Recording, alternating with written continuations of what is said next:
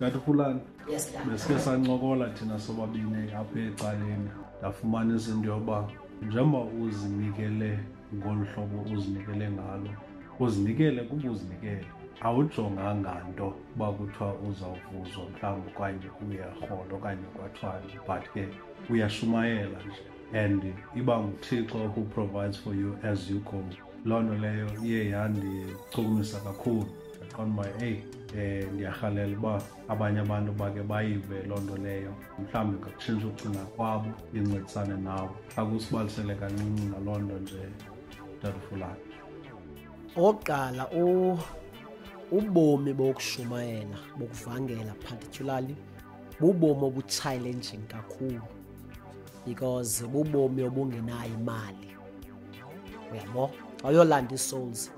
Enye yezinto ebethe abafowethu kakhulu kwicala lokushumayela because into akathi eqatha kum into ukuthi banintsi abantu uThixo ababizele ukuvangela, but you ended up ufumaniseka ukuthi most yabo bayayeka uvangela baleqa ubufundisi. Ufumaniseke most yabo bayayishiya eli candelo lokuvangela because beleqela into ukuthi ingathi ukuvangela iphela kwempilo engenamali. Kanti yes, it's so challenging kakhulu ukuvangela because even ezicaweni even indlela abahoye ngayo ababahoya abavangeli. Icawa ziyihoya into nokuvangela phakathi. USathane uzigqwethile icawe kakhulu, into nokuvangela phakathi azayithathela ingqalelo. So ke ngoku mna into eyatyhileka kumhla ndandivangela ndatyhilekelelwa kuxhomekeka kuThixo lo undibizileyo. Ndatyhilelwa yiloo ndawo mna uba okay, apha ekushumayeleni kwam kufuneka ndizifundise ukuxhomekeka kuThixo lo undibizileyo, because into endayifundayo is that uThixo une-provision. uThixo une-provision. Mna ndikhonzile uqala kwam ushumayela, ndikhonzile ecaweni kakhulu futhi ndishumayela, yabo, ndishumayelele ecaweni, ndivangelele ecaweni, yabo, ndivangelele ecaweni, ndivangela khona ndisecaweni. But ecaweni zikhona ii-benefit ezinikezwa abantu abashumayelayo. Mna zange ndizithole ezo benefit ezo nezo zinto ezazinikwa abantu abashumayelayo because ndandifowukhase kweli candelo lokuvangela, ndingayivumeli because icawe yazama icawe into yokuthi mayindigcine ndihlale kweli cala lokuthi ndibe ngumntu oshumayelayo ehlala ecaweni, ndihlale ecaweni kakhulu. But ndandiyilwa leya nto because of ndandiunderstanda ubizo olu lwam. So ke ndandishumayela ke ndingajonganga ukuba ndamkele imali, ndingajonganga ukuthatha mali, ndingajonganga ukwamkela mali, ndashumayela kuloo meko injalo. So ke into endiqhuba kakhulu kweli cala lokushumayela kububomi obu boba ndiphile nje ndixhomekeke phaa kuThixo, futhi ndiphile futhi ndijonge phaa kuThixo because mna ndinspirishwa ngala mazwi athi eBhayibhileni athi uThixo, I think incwadi kaHagayi athi uThixo ndim onegolide yamanyani. Yabona thina besishumayela kwicawe endandikuyo before ke ndibe ndiphumela ukuhlala ezintenteni full time. Icawe endandikuyo sasishumayela sibanintsi ke, bebanintsi abantu abaphumele inkosi. Mna uThixo indlela ebeniblessa ngabe imangalisa. Mna ayikho into icawe endandikuyo enoyikhomba ethi yandithengela yona. Anayo into ephathekayo endayithengelwa icawe. Ndinentente zimbini ndazithengelwa nguThixo. I-sound system ndayithengelwa nguThixo. Akekho umuntu nonozibetha isifuba athi wakhupha imali endithengela i-sound system okanye wakhupha imali endithengela intente. So uThixo I think wandifundisa mna kakhulu ubomi ukuthi ndixhomekeke phaa kuye uThixo. So ndafunda mna into yokuthi tatom oyena mntu onemali yamanyani. Futhi ke isikhula kakhulu le nto, especially ngoku into yokuthi andinokwazi ushiya isikolo ndingaphangeli, ndishiye iikampani ezinkulu ndizophangelela icawe because icawe phela kwekhampani eyakhe abinamali apha ezweni. So ndisiya ndiyifunda loo nto zixesha lihamba ukuthi icawe ayinamali. So whenever ungumuntu obizwe nguThixo uxhomekeke ecaweni ngeke uyenze uThixo into ayifunayo.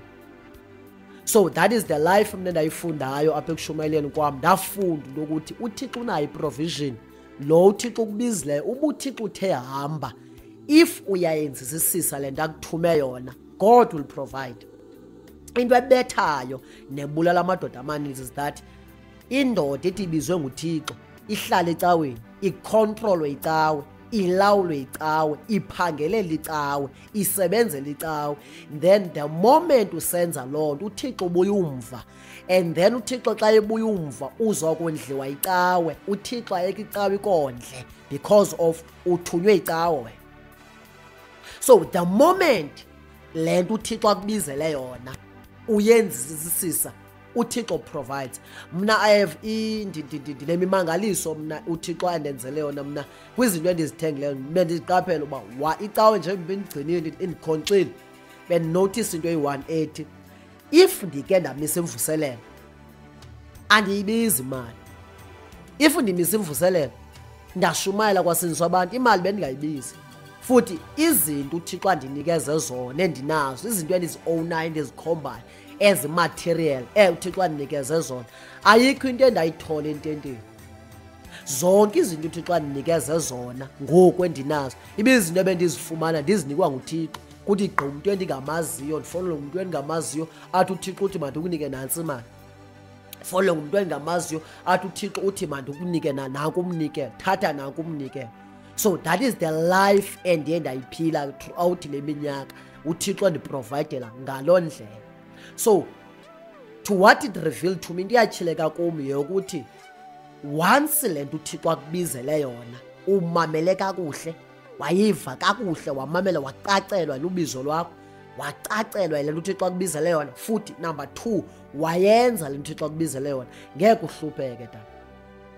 Ngeke uhlupheke tata if le nto uThixo akubizele yona uyayenzisisa. Because ingxaki apha sibethwe kalo khona, sibethwe ngoba sigqwethwe zicawe, because icawe zisasigqwetha icawe zafuna usenzisa intando yazo.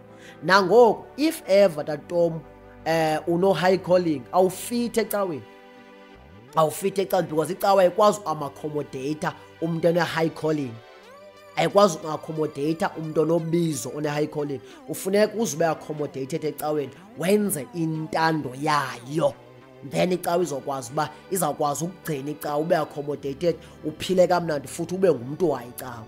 So the moment usenza icebo likaThixo, icawe niyaqala nohlukana.